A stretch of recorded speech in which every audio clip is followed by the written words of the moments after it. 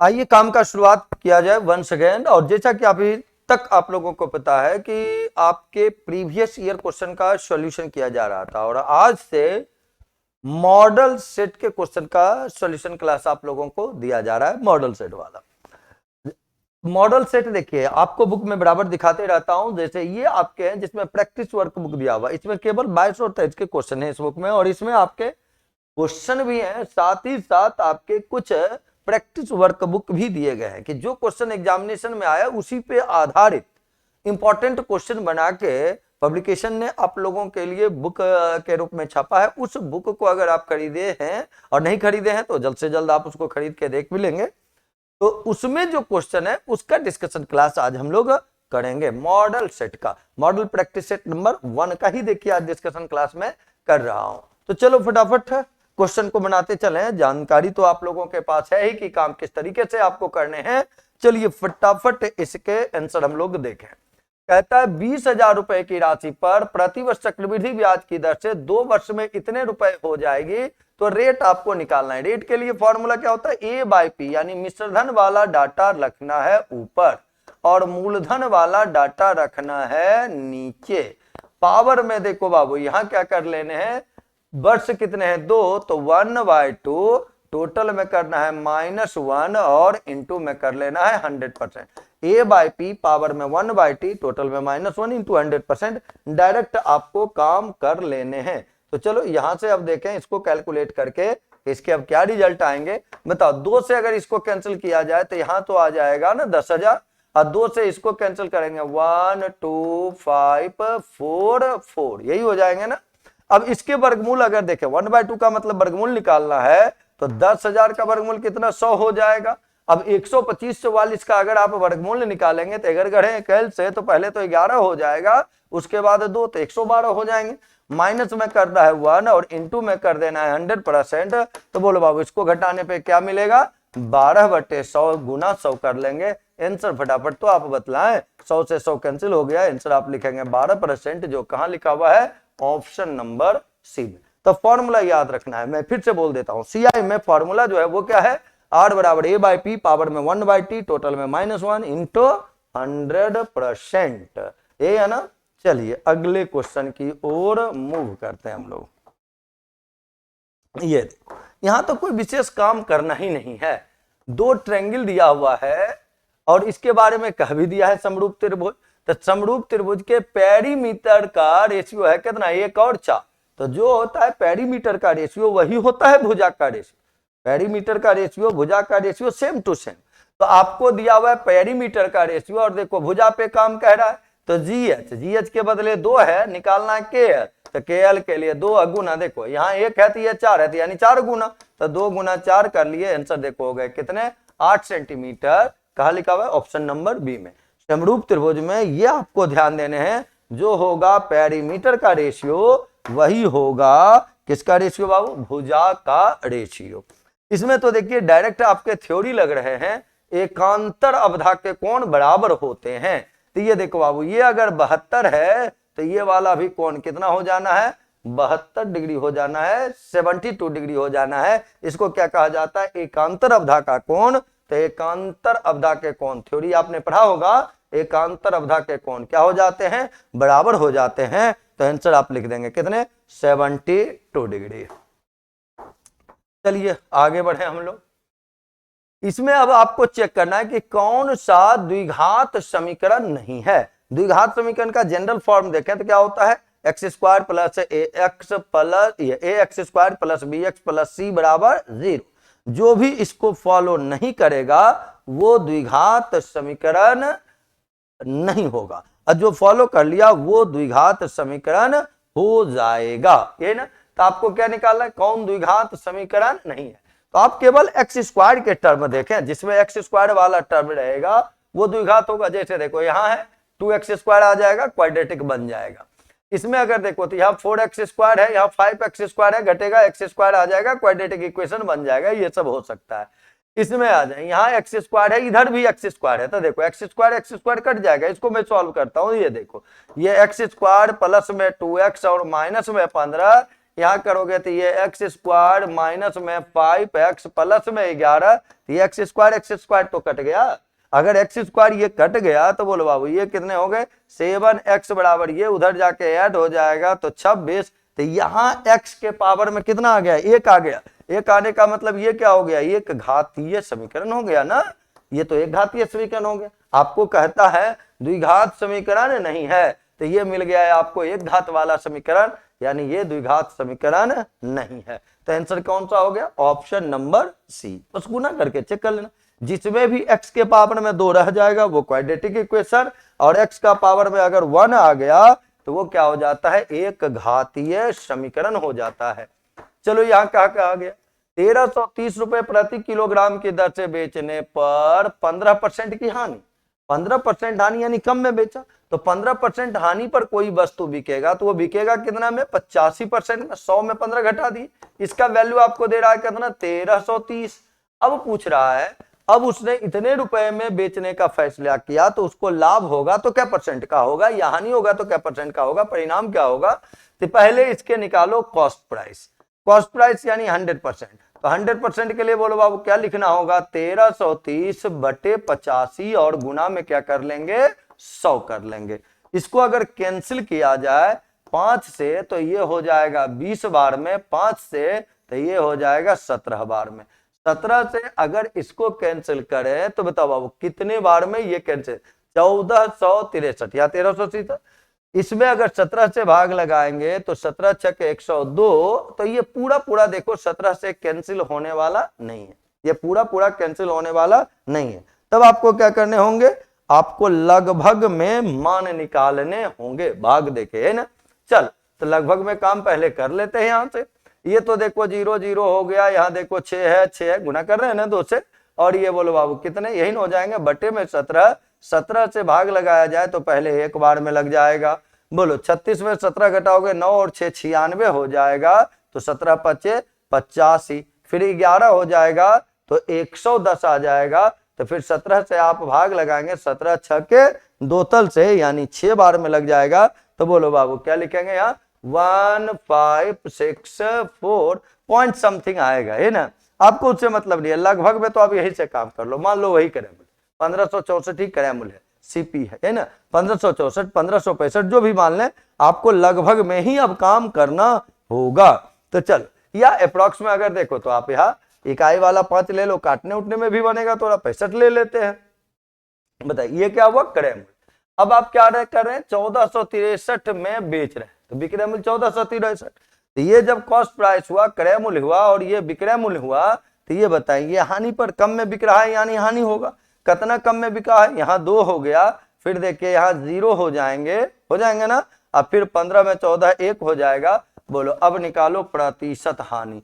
प्रतिशत हानि के लिए फॉर्मूला क्या होगा बाबू हानि बटे क्रय मूल्य। क्रय मूल्य में कितना लिखना होगा 1565, गुना में क्या कर लेना होगा 100। लगभग से ही मान निकाल लेना है, एग्जैक्ट फिगर पे जाना नहीं है, नहीं तो डायरेक्ट वहां वो चीजें लिख देते, जो भी आपकी मर्जी है। चलो इसमें अगर देखा जाए 5 से तो आप इजिली कैंसिल कर सकते हो, ये 20 बार में 5 से इसको कैंसिल करेंगे देखो पहले 3 बार में, फिर 1 बार में और फिर 13 बार में, यही हो जाएगा ना। बताओ इसको अगर गुना किया जाए 102 गुना 2 करेंगे तो कितने 204, तो 20 से 40 पे भाग देना होगा कितना से 313 से, इतना परसेंट का क्या हो जाएगा हानि। देखो इसको भाग लगाओगे 6 बार में 6 1800 है ना, तो क्या लिखेंगे हानि लिखना है वो भी 6 पॉइंट समथिंग वाला। आंसर हो गया देखो कितना option number C. Approx value लेके काम कर लेना है, पूरा एग्जैक्ट फिगर पे काम करने का जरूरत नहीं है, ठीक है, तब आप टाइम सेव कर पाओगे। चलो अब अगले क्वेश्चन में आ जाओ। ये सारे बुक जो आपके डीएलएड के हैं बार बार मैं दिखाते रहता हूं कि कोई भी बच्चे जिसने भी अभी तक नहीं खरीदा है वो भी जरूर से जरूर खरीद ले, जरूर से जरूर उसको खरीद ले। ये एक देखो इसको बोला जाता है डाटा सफिशिएंसी। आपके एग्जामिनेशन में तो ऐसे इसमें सवाल दिए नहीं गए हैं अभी तक, लेकिन इंपॉर्टेंट चीजें कभी भी बन सकते हैं। और इसके लिए देखो पता है क्या कह रहा है, यहाँ आपको कहता है कि सूचना दिया हुआ है कि ये सूचना है, दूसरा ये सूचना है, और आपको निकालना है एंगल ए सी बी का मान, यानी इसके मान किस सूचना के माध्यम से आप निकाल सकते हो। आ जाओ, तो इसमें तो केवल x है, तो यहां से तो मान निकलेगा नहीं, x है तो वेरिएबल टर्म है। इसमें आ जाए तो कोण d बराबर दिया हुआ है 60, तो केवल डी 60 है तब आप ये निकाल नहीं सकते हो, और उसके लिए पहला फिगर भी जरूरी। केवल डी बराबर 60 होगा तो एसी भी क्या होगा, वो निकलेगा। लेकिन अब अगर दोनों को मिलाए ये 60 होगा तो एक ही चाप द्वारा परिधि पर बना कोण बराबर होता है, यानी x बराबर भी आ जाएगा 60। तो ये कब आया, जब आप दोनों को मिला दिए, जब आप दोनों को मिला दिए। तो आंसर क्या लिखेंगे, 1 और 2 दोनों पर्याप्त है। जब तक दोनों नहीं मिलेगा तब तक उसका आंसर निकालना संभव नहीं होगा। और दोनों मिल गया तो रीजन आ गया वहां, कौन सा रीजन आ गया कि एक ही वृत्तचाप के द्वारा परिधि पर स्थित कोण जो होता है वो हमेशा क्या हो जाता है, इक्वल हो जाता है, बराबर हो जाता है। चलो यहां से 52 नंबर क्वेश्चन में आ जाए और इसके रिजल्ट देखो बाबू। ये 361 है और यह बताओ 625 है 196। सबका वर्गमूल आप जानते हो बाबू, 361 अभी रहने देते हैं, ये तो अंदर में है प्लस, यहीं तक रूट है, सबको मत ले लेना। तो ये 25 हो गया, ये 14 हो गया, सबको जोड़ेंगे 5 4 9 और 1 10 के शून्य रेस्ट 1 होंगे, 1 1 2 2 4 और 6 10, फिर रेस्ट 1 होंगे, ये 4 हो गया। बोलो 4 100 का वर्गमूल कितना होगा, 20 होगा। काम तो विशेष करना है नहीं। चलिए आइए अगले क्वेश्चन की ओर चले हम लोग। यहां देखो क्या कह रहा है कि एक आयत है जिसकी लंबाई चौड़ाई का रेशियो 7:4 है। आयत का पेरीमीटर, तो पेरीमीटर में 2 लंबाई 2 चौड़ाई लिखा हुआ रहता है ना। ये देखो अगर आप ऐसे मानो कि एक को 7x ले लिए, दूसरा को 4x ले लिए, तो पेरीमीटर क्या होता है 2 × l + v, ये दे रहा है 220। तो बोलो 7 4 11 दूनी 22, x बराबर अगर 220 है तो बोलो बाबू x के मान तो निकल जाएंगे ना 10। अब आ जाओ, बोलो क्या निकालना है, आयत की चौड़ाई। चौड़ाई आपका कितना था 4x, तो बोलो 4 गुना x का मान 10 है, तो बोलो बाबू 4 गुना 10 कितना हो गया 40। आंसर लिख लिए 40। आयत का पेरीमीटर 2 × l + b, ये चीजें आपको ध्यान में रखनी है। चलो आ जाओ अगले क्वेश्चन की ओर मूव करें। यहां देखो क्या क्वेश्चन में कहा जा रहा है, a का 4.8% बराबर b का इतना, ते अनुपात b, परसेंट से परसेंट ही काट लो बाबू। आइए देखो a/b करेंगे, है ना, बराबर यहाँ क्या है 1.05 बटे में कितना 4.8। आप जाओ तो इसको 80 लिख लो, अब इसको कैंसिल कर लेना। पॉइंट के बाद 2 अंक है तो ये तो पॉइंट कटेगा ना। 3 से भी चाहो तो आप या 5 या 15 से काटो, ये 7 बार में 15 से इसको काटेंगे, 15 तिया 45 और ये 2, तो बोलो आंसर क्या आ गया 7/32, यानी आंसर क्या लिखेंगे 7:32। बटे को अगर चाहे आप तो रेशियो का रूप दे सकते हैं ना। चलो आ जाओ अगले क्वेश्चन की ओर चले हम लोग। यहां दे रहा है देखो sin square theta x² + y² + 1/2x, तब x अवश्य होना चाहिए, ऐसा वो दे रखा है।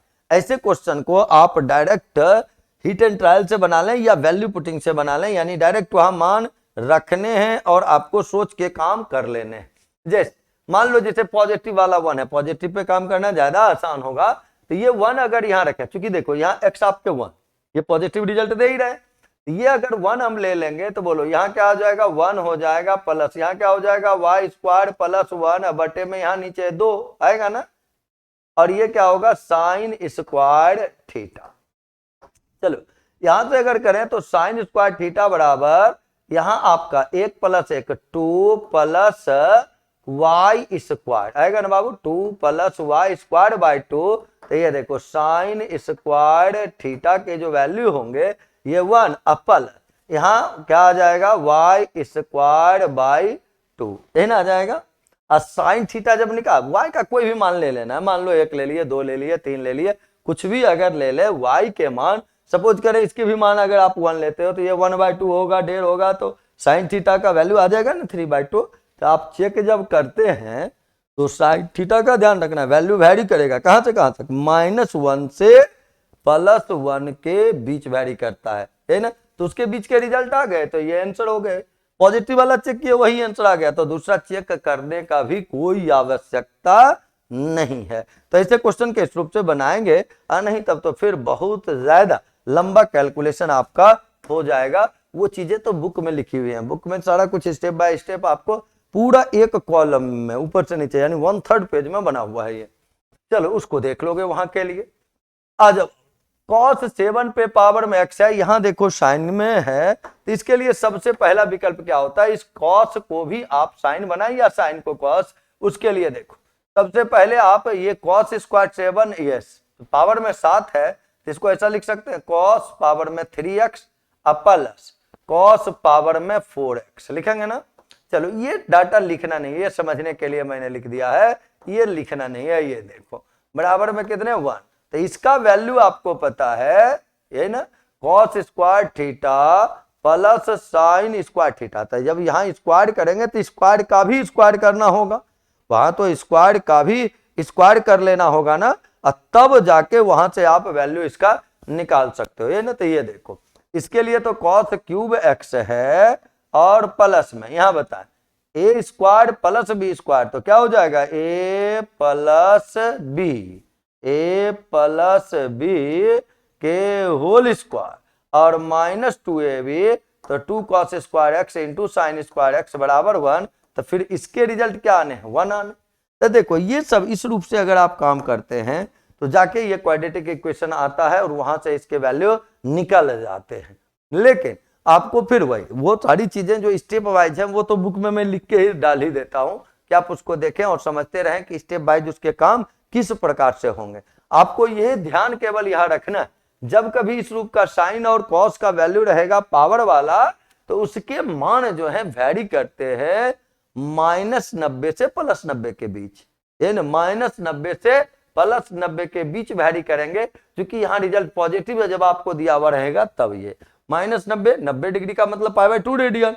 तो आंसर जो लिखोगे वो क्या लिखोगे -π/2 से π/2, तो 0 है तो 0 भी आएगा बीच में तो 0 है ही, तो -π/2 से कहां तक वेरी करेगा वो π/2 तक वेरी करेगा। तो आंसर -π/2 होगा, 0 भी होगा और π/2 भी होगा। क्लियर, 90 डिग्री बेनो।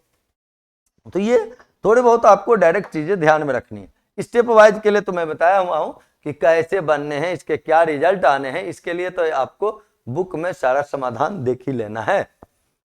चलो यहां से अगर देखा जाए तो ये आपके कितने हैं x + 5 है, इसको बांटोगे देखो बाबू, तो इसको 5x + 2x में करेंगे ना, हो जाएगा ना 5 2 7 x 5 2 10। तो बोलो बाबू इसके लिए इस दोनों में क्या कॉमन लेंगे x, तो x + 5, यहाँ क्या कॉमन लेंगे इस दोनों में 2, तो +2 कॉमन लेने पर यहाँ भी क्या होगा x + 5 और फिर x + 5 कॉमन ले लेंगे, तब यहाँ हो जाएगा x + 2। ये ऊपर का कहानी हो गया, नीचे आ जाओ बाबू, नीचे बांटो।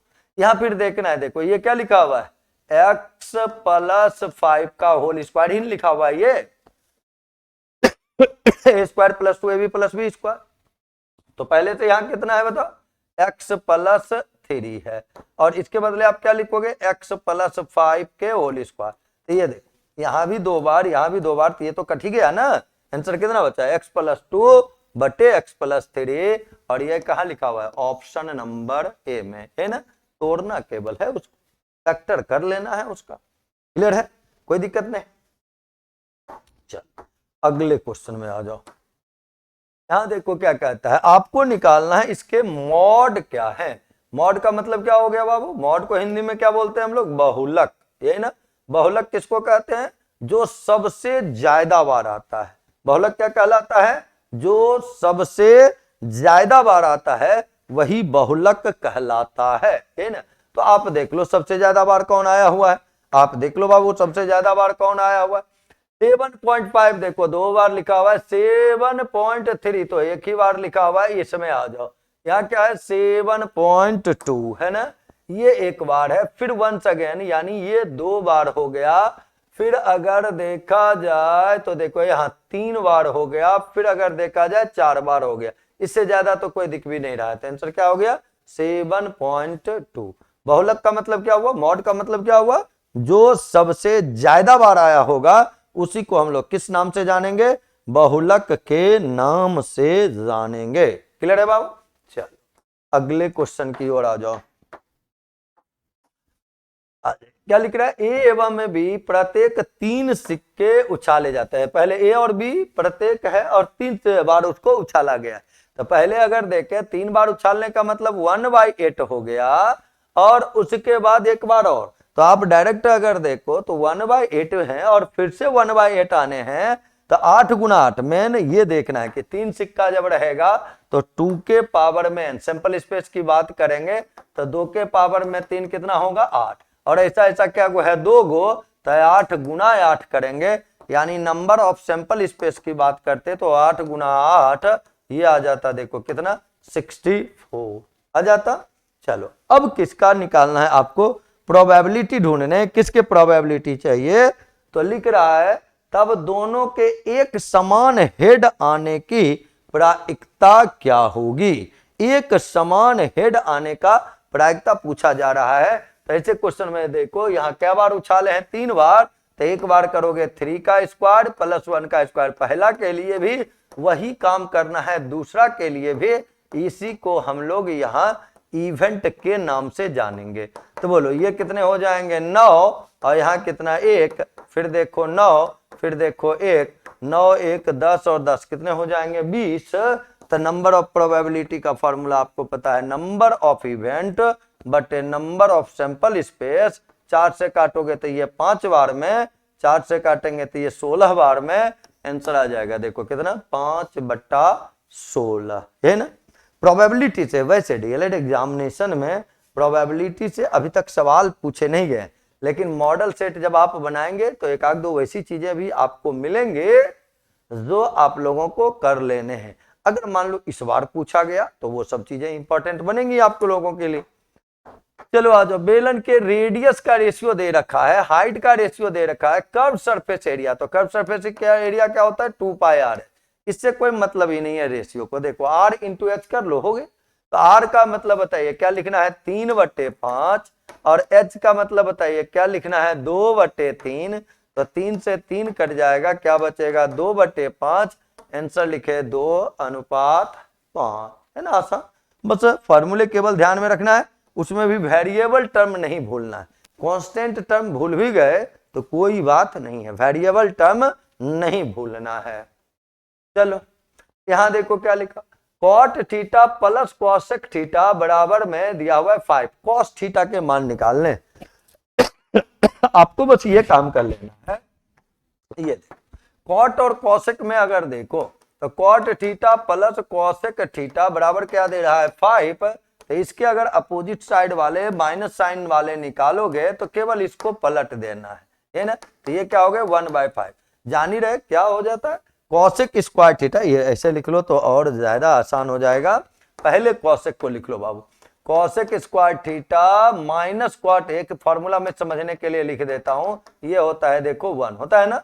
तो ये प्लस वाला जब करोगे तो माइनस वाला जो होगा, ये प्लस वाला का वैल्यू आपको दिया हुआ है, ए स्क्वायर माइनस बी स्क्वायर होता है ना, ए plus B into A minus B, तो इसके मान दिए हुए हैं, और जब माइनस वाला करेंगे तो बस इसको पलट देना है केवल, तो क्या हो गया 1/5। अब दोनों समीकरण को अगर ऐड कर दिया जाए तो ये कट जाएगा 2 cos,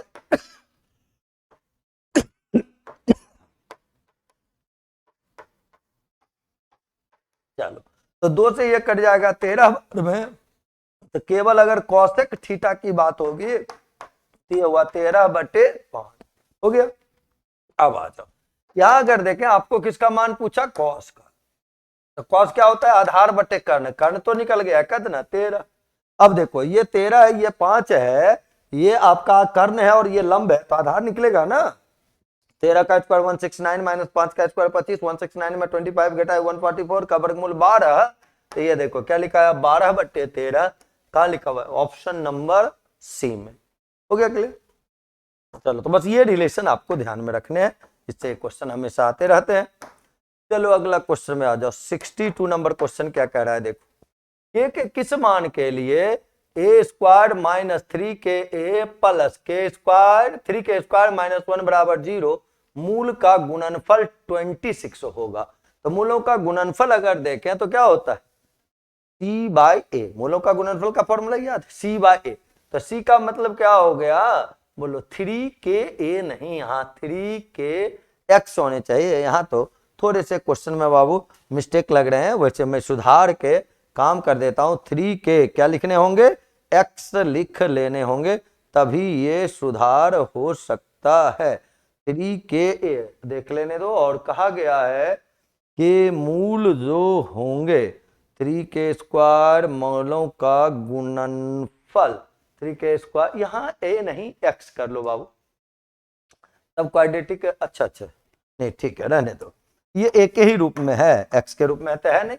ये देखो यहाँ a² है, यहाँ a है नहीं, तो चलो ये आपका जो होगा यही c का काम करेगा। तो c/a मूलों का गुणनफल यानी 26 बराबर लिखेंगे तो बोलो क्या हो जाएगा 3k² - 1।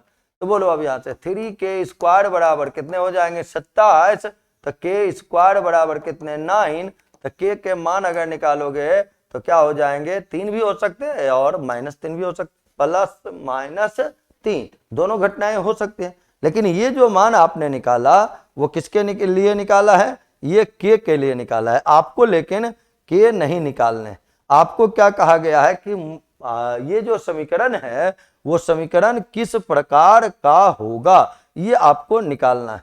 तो बोलिए अगर k के बदले हम नॉर्मली पॉजिटिव वैल्यू लेते हैं, तो अगर k का मान पॉजिटिव रख देंगे यहाँ, तो बोलो ये क्या हो जाएगा a², k बराबर देखो हम लोग k बराबर अभी क्या ले रहे हैं 3 लेके काम कर रहे हैं पॉजिटिव लेके, तो ये a² हुआ, यहाँ 3 × 3 देखो क्या हो जाएंगे 9, तो माइनस में 9 और तब आपके क्या हो जाएंगे a 9a और प्लस k के बदले देखो वहां 3 का स्क्वायर 9 या 27, 27 में 1 घटेगा तो बोलो प्लस में क्या हो जाएंगे 26 बराबर 0। ये सोचिए अगर ये समीकरण है, अगर ये समीकरण है तो b² - 4ac यानी 81 माइनस 4 × 1 × 26 करेंगे तो इसका जो रिजल्ट होगा <0 होगा, और <0 होता है तो मूल क्या होता है काल्पनिक होता है। अगर b² - 4ac जिसको आप विवेचक बोलते हैं, डिस्क्रिमिनांट बोलते हैं, डी बोलते हैं, उसका वैल्यू अगर <0 आ गया, 0 से कम हो गया, तब क्या हो जाएंगे वो, तब वो हो जाएंगे देखो यहाँ क्या लिखोगे अधिकल्पित। अधिकल्पित किसको कहते हैं हम लोग काल्पनिक, अधिकल्पित को ही इमेजिनरी को ही कहते हैं अधिकल्पित या काल्पनिक। तो आंसर क्या लिखेंगे ऑप्शन नंबर सी। चलो अगले क्वेश्चन की ओर मूव करें हम लोग। इसके एलसीएम देखो निकालने हैं, किसके किसके एलसीएम चाहिए बाबू, एक यहां से यहां तक है, दूसरा यहां से यहां तक है। तो एलसीएम सबसे पहले संख्या का निकालो, 20 और 35 का निकालोगे तो 20 सत्ते 4 140 वाला होगा, यही ना, तो 140 वाला तो सब है, ये केवल छठा। चलो आज यहाँ क्या है x², यहाँ क्या है x, तो पावर में मैक्सिमम पावर वाला लिया जाता है, तो x² ले लिए। यहाँ बताओ क्या है y² है और कौन है x - y है, यही ना। एलसीएम में ध्यान देना है, सारे फैक्टर्स को लिखने, अगर कोई एक फैक्टर एक से ज्यादा बार है तो उसके पावर देखने हैं, पावर में मैक्सिमम पावर वाला सेलेक्ट करना है। तो बोलो कहां लिखा हुआ है 140 x² y² into x - y, किस ऑप्शन में बाबू, ऑप्शन नंबर बी में। तो आंसर लिखने हैं ऑप्शन नंबर बी। चलो अगले क्वेश्चन की ओर चलते हैं हम लोग।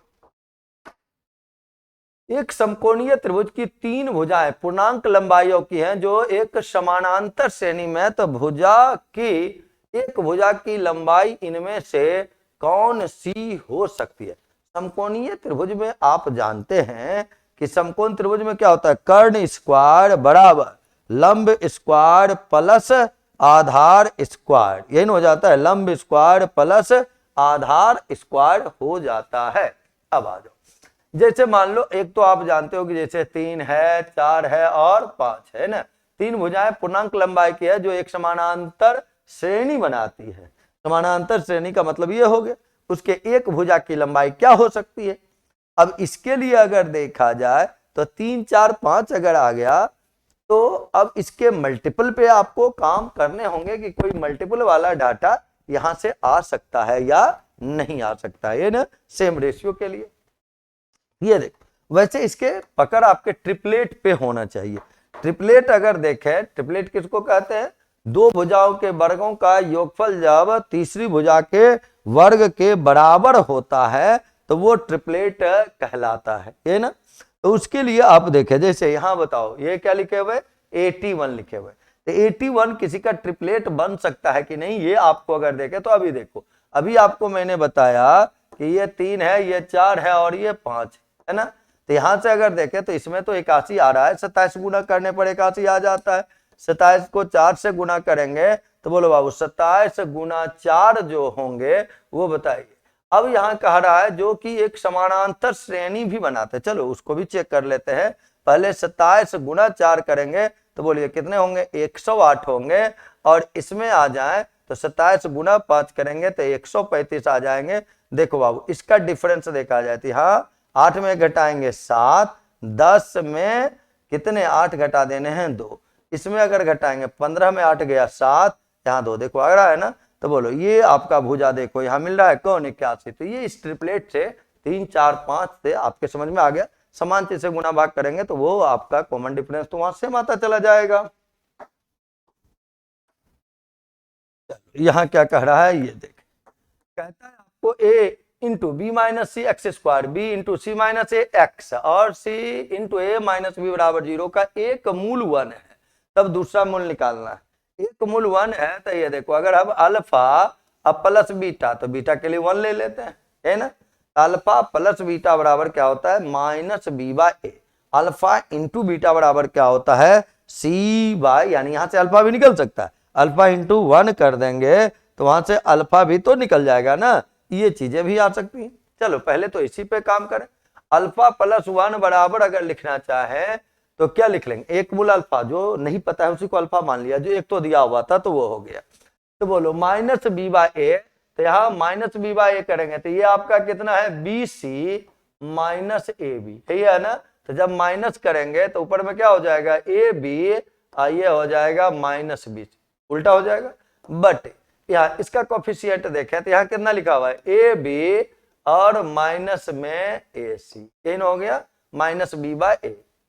अब अल्फा अगर निकालते हैं इसी मूल को चाहिए तो ये उधर आके माइनस हो जाएगा, तो A B minus B C, LCM तो यहाँ देखो क्या हो जाएगा ए बी माइनस ए सी, और ये जब -1 आएगा तो ये यहाँ जाएगा ये माइनस में, तो यही डाटा न पहुंचेगा इसमें, तो ये होगा माइनस ए बी, ये माइनस और माइनस प्लस ए सी हो जाएगा।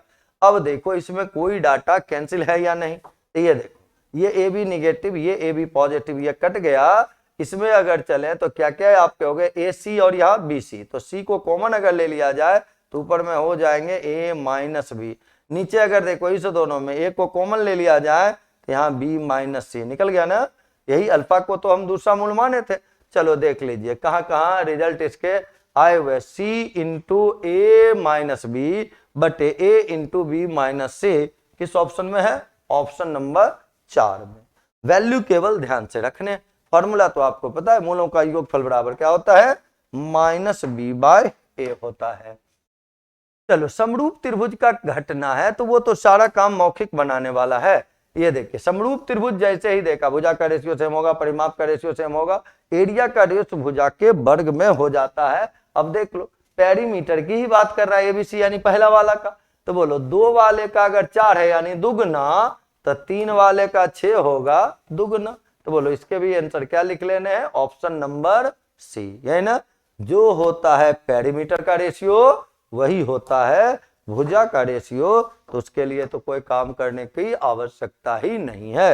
आ जाइए, जब कभी इसके लिए फॉर्मूला भी आप जानते हैं, लेकिन जब कभी ऐसे त्रिभुज के एरिया निकालने हैं तो केवल आपको ये पता है, ऐसे सजा सजा के लिखो, -5 7 है, फिर -4 -5 है, और फिर 4 और 5 है। ये ऊपर वाला को एक बार और नीचे लिख देना है, ठीक है। डायरेक्ट काम करना सीखो बाबू। अब क्षेत्रफल के लिए लिख लेना 1/2, ऐसे फॉर्मूला इसके लिए आता है, किताब में वो फॉर्मूला भी दिया हुआ है 1/2 और इंटू मॉड में x1 into y2 minus y3, फिर plus x2 into y3 minus y1 plus x3 into y1 minus y2। उस पर भी सेट करके आप बना सकते हैं इसका, लेकिन आप इस रूप से काम करें।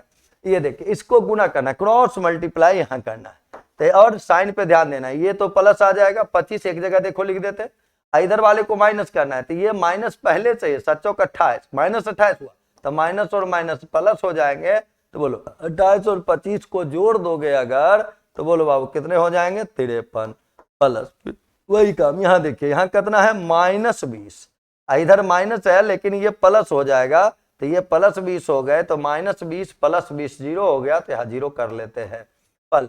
इसमें आ जाओ बाबू, यह कितना हो जाएगा 28, ये माइनस और माइनस फिर देखो क्या हो जाएंगे प्लस, तो +25, तो 28 और 25 को जोड़ेंगे तो फिर से ये रिजल्ट दे देंगे 53, और तब देखो 2 गुना 53 करोगे, 2 2 कट जाएगा, आंसर आ गया 53, जो कहा लिखा हुआ ऑप्शन नंबर बी में। इस रूप से काम करेंगे तो काम जल्दी होगा, नहीं तो फॉर्मूला तो मैं देखो 2 बार बोल दिया, किताब में तो सब कुछ सिस्टमेटिक लिख के आपको समझाया हुआ है, 1/2 और उसके बाद मॉड में क्या क्या लिखना है, x1 into y2 minus y3 plus x2 into y3 minus y1 plus x3 into y1 minus y2। Clear है? चलो अगले क्वेश्चन की ओर मूव किया जाए। कहता है देखो बिंदु 2 6 और क्या लिखा हुआ है 5 1 को मिलाने वाली रेखा 2 3 के अनुपात में आंतरिक विभाजन करते हुए बिंदु सी के निर्देशांक आपको बताने। तो इसके लिए देखो जब आंतरिक विभाजन होता है तो आपने फॉर्मूला पढ़ा होगा mx2 प्लस nx1 और बटे में बोलो क्या लिखते हैं m प्लस n, ये होता है x कोऑर्डिनेट। y कोऑर्डिनेट की बात करते तब कौन सा हो जाता my2 प्लस ny1 बटे m प्लस n। ये दिमाग में डाल रखना है, डाटा तो यहां से पुट कर लेने हैं आपको देखो रेशियो 2 और 3 m के दिए हुए हैं, ये x1 y1 ये x2 y2 है। तो चलो अगर पहला कोऑर्डिनेट अगर इसका देखें mx2, तो m का मान कितना है बाबू 2, अगुना में क्या करोगे 5, तो ये 10 हो जाएगा, प्लस nx1 तो 3 गुना 2 कितने 6 हो जाएंगे, नीचे आपको m प्लस n यानी 2 प्लस 3 कितने लिख देने हैं 5। चलो दूसरा में आ जाओ my2, तो my2 करोगे तो 2 गुना 1 करोगे बाबू 2 हो जाएगा, अब फिर 3 अगुना 6 करेंगे तो 3 गुना 6 तो 6 18, अब बटे में नीचे फिर क्या लिख लेने हैं 5 लिख लेने हैं। चलिए आ जाइए इसको सॉल्व करें, 10 6 16, यहाँ आ गया 16 बटे 5, 20 बटे 5 को क्या लिखेंगे 4, तो देखो आंसर आया 16 बटे 5 और 4, जो कहां लिखा हुआ है ऑप्शन नंबर बी में, ये ना कहां लिखा हुआ है ऑप्शन नंबर बी में। क्लियर है बाबू? चलिए आइए, इसके लिए कोऑर्डिनेट के लिए ये आंतरिक विभाजन वाला बाह्य विभाजन वाला फॉर्मूला आपको ध्यान में रखना है। चलो यहां देखो क्या कहता है, त्रिभुज जिसके शीर्ष 0 6 8 12 एवं 8 0 है कि माध्यिकाओं का काट बिंदु, माध्यिकाओं का काट बिंदु क्या कहलाता है केंद्रक कहलाता है। केंद्रक क्या होता है सारे x कोऑर्डिनेट का एवरेज सारे y कोऑर्डिनेट का एवरेज, सिंपली ध्यान देना, यानी सब x वाला, अगर x y नहीं समझ रहे हो तो सिंपल ऐसे के लिए क्वेश्चन के लिए याद रखोगे, सबके पहला वाला को जोड़ेंगे, सबके पहला वाला 0 प्लस 8 प्लस 8, तो बोलो कितने हो जाएंगे 16, अब बटे में 3, y कोऑर्डिनेट के लिए y वाला 6 प्लस 12 देखो 18, 18 में 0 जोड़ोगे तो 18 बटे 3, बस हो गया कोऑर्डिनेट। देखो तो ये लिखेंगे 16 बटे 3 और यहाँ लिखेंगे 6, आंसर लिखना है 16 बटे 3 और 6 का है ऑप्शन नंबर सी में। केंद्रक का माध्य का यहाँ मेन ध्यान क्या देना था, केंद्रक या गुरुत्व केंद्र आपको याद होगा, लेकिन मेन ध्यान देना है माध्यिका का कटन बिंदु। तो त्रिभुज की तीनों माध्यिकाएं जहां मिलती हैं उसी को केंद्रक कहते हैं, उसी को गुरुत्व केंद्र कहते हैं, उसी को मध्य केंद्र भी कहा जाता है। चलो आ जाओ, क्या लिख रहा है देखो 7 सेंटीमीटर त्रिज्या वाले एक वृत्त में एक चाप केंद्र पर 30 डिग्री का कोण बनाता है, तो चाप की लंबाई, तो चाप का जब थीटा में ये दिया हुआ रहता है तो चाप का फॉर्मूला आता है, सारे बच्चे आप लोगों को याद होगा, थीटा बटे 180 पाई आर, मान पुट कर दे, थीटा दे रखा है 30 बटे में कर लिए 180, पाई का मान रख दीजिए 22 बटे 7 और रेडियस तो आपको दे ही रखा है कितने 7, तो 7 से 7 कट जाएगा, 30 से ये 6 बार में कटेगा, 2 से ये 3 बार में और 11 बार में, आंसर हुआ कितना 11 बटे 3 सेंटीमीटर, कहां लिखा हुआ है ऑप्शन नंबर बी में। क्लियर, ऑप्शन नंबर बी में। इस रूप से ये सारे क्वेश्चन के आपको फॉर्मूले ध्यान में रहने चाहिए, फॉर्मूला नहीं रहेगा ध्यान में तब तो समस्याएं बढ़ेंगे। तो इस रूप से आपके सारे क्वेश्चन जो भी इस मॉडल प्रैक्टिस सेट में आपके 25 क्वेश्चन थे, सारे के सारे क्वेश्चन का मैंने डिस्कशन कर दिया, साथ ही साथ आपको बता दिया कोई क्वेश्चन लंबा था तो मैंने आपको बताया कि ऐसे क्वेश्चन को इस तरीके से आप याद रखोगे, और अगर है कि नहीं मुझे सॉल्यूशन ही देखने हैं तो उसके लिए तो मैं बुक प्रोवाइड करा ही रहा हूं, आप स्टेप बाय स्टेप बिल्कुल सरल तरीके से सारे बुक में आपके डिटेल लिखे हुए रहते हैं। चाहे ये बुक हो, देखो ये क्वेश्चन बैंक वाला, और आपका जो प्रैक्टिस सेट चल रहा है वो यहाँ से देखिए मॉडल प्रैक्टिस सेट, यहां से आपका शुरुआत हुआ है। ये तो प्रीवियस ईयर क्वेश्चन है, उसके डिस्कशन पहले ही आपको दिए जा चुके हैं। तो जो बच्चे किताब खरीद लिए वो सिंसियरली इन सारी चीजों को देखेंगे भी। अगर मान लो यहां भी समझ में नहीं आ रही है तो बुक में भी आप स्टेप बाय स्टेप को देख सकते हैं। और ये गाइड वाइड भी देखो यहाँ से आता है, तो आप इसका भी क्या सिलेबस है, उसमें किस तरीके के क्वेश्चन है, कौन कौन सा चैप्टर इंपॉर्टेंट है, वो सारी चीजें देख सकते हैं। और किसी भी तरीके की परेशानी आपको नजर आती है, चाहे यूट्यूब पे क्लास के लेवल में या किताब के बारे में, तो आप इस नंबर पे 8051098814 पे संपर्क कर सकते हैं। हम लोग मिलेंगे फिर अगले सेशन में।